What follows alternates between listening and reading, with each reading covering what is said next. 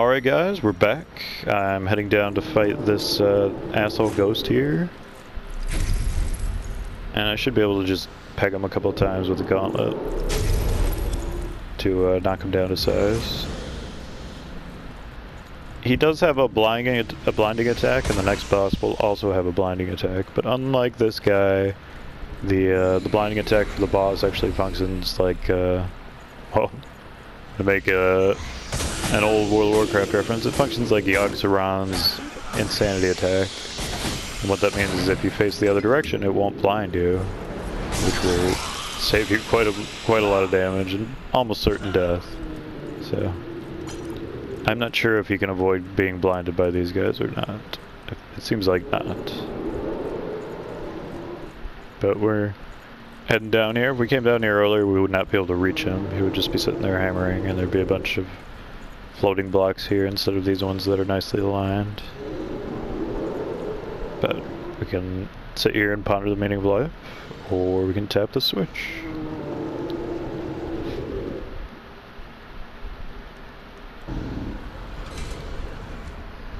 Stop! Don't hurt him!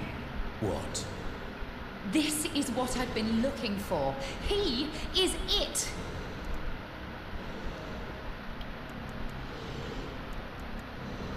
What do you mean? That's not possible. It is. I swear it. I cracked the code, and he is the key. He is trapped in space and time. If we set him free, he can take me with him. He can take me to my family. What did your book say about it? This book is a map designed to lead me here. It's showing me how I can reunite with my family. This is a treasure beyond anything I imagined, and this being is the key to it. What do you... If What are you talking about this time? my mother isn't dead.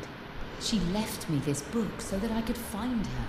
It's hard to explain, but this being is the only one that can take me to her. It's a lord, and the lords have to be destroyed. He has nothing to do with the Rogar Lords. You don't understand. If you want to fight a lord, then go up there. You leave this one alone. All the more reason to kill him. No, you have to let him take me back to my family. My mother is... It's hard to explain. It's a monster. I mean, look at it. I know what he looks like, but I swear to you, he is not a threat. All the more reason to kill him. No, my mother. It's... What? This thing? Are you expecting it to talk to you? Do you know what he said? He knows why I'm here. I think he is saying I don't have much time.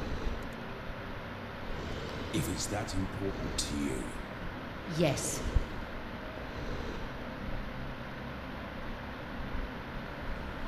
And Yetka and the big fat giant guy magically disappear into nothingness. This isn't really explained. There's not really any understanding of what happened to them. I'm assuming Yetka will show up in Lords of the Fallen 2 somewhere. And we'll figure out what the hell happened. You can actually jump over there now, but you can't get back, so I'm not gonna do that. But it's nice that there's collision there. On my test run, I fell off, or one of the little rolling exploding guys ran into me, and I fell off onto a piece of floating geometry, and I didn't fall to my death. I was just stuck on a piece of geometry, like right next to where we are right now, that one right there. And I couldn't get back, but I wasn't dead, so. And there's no dark sign or anything, or homeward bones, so I did eventually have to die to get out of it. But I recorded that, so I'll put that up later. What are we doing? Alright, we have to get to the other side, and you can see there's a chest over there. There's two ways to get to that chest. One is fall down from there, and the other one is make an unbelievably difficult jump next to the save point. which is much harder than the other difficult jump I talked about earlier. But I have to remember or get my bearings here. Apologies, this area is incredibly confusing. But I think the fastest way to go is back out again. And then we're gonna do that 2 more times and we'll be back where we were before, right next to the save point. So it's interesting that Yetka's story sort of ends where she disappears like that. It's kind of a loose end, but you can sort of assume that she went and did something, had her own adventure. Maybe she went and saw Geralt and Avalok in the weird plains that the Wild Hunt travels to.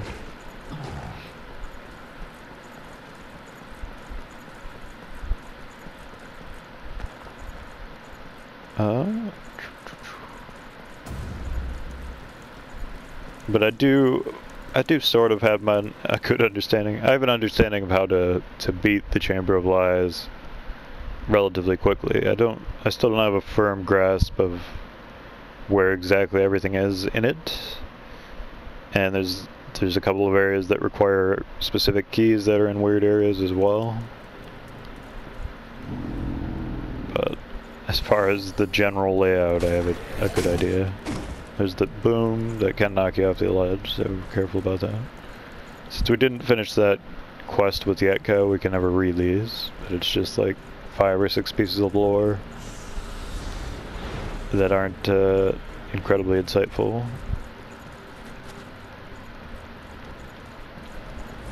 And the ghost is back, but we can ignore him. And back out we go yet again. More loading screens. Lovely loading screens. There is a glow dagger somewhere in this area that apparently I failed to pick up this time, and it's laughably terrible. It's almost as bad as the protector dagger we already had. So I'm not entirely sure why they put such a weak weapon in the final area. But at last, this is the final door that will lead us to where the boss is. And I think there might be a door I can open up there, and that should be where glow is, theoretically. Then I can read the description and end the video.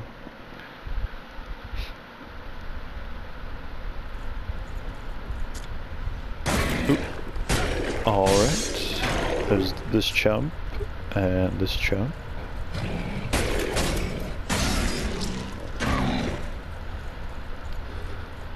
And I guess we could see how many souls I have now. Enough for 1 level, sure.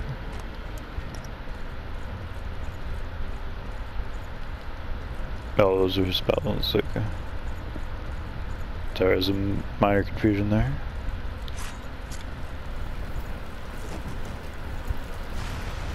Alright. Even though I was directly in front of him, I guess I was too close for the fire hitbox to get me. It's a no big deal. But here's a door we can open earlier. And this guy's got a lightning spark, so we're just gonna ignore him. And open this chest. Is this it? No.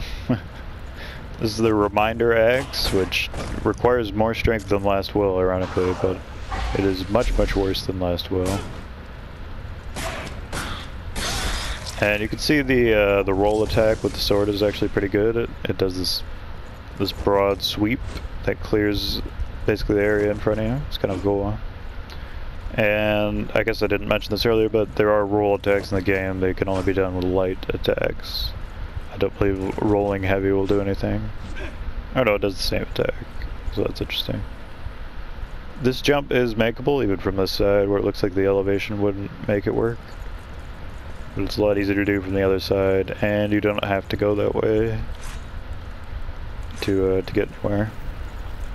But that's going to do it for this episode, guys. In the next one, we'll wander into this boss arena and see what's what.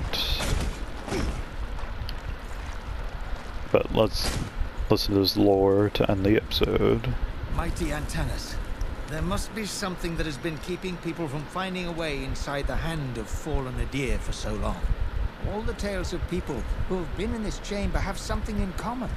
They were shocked by something.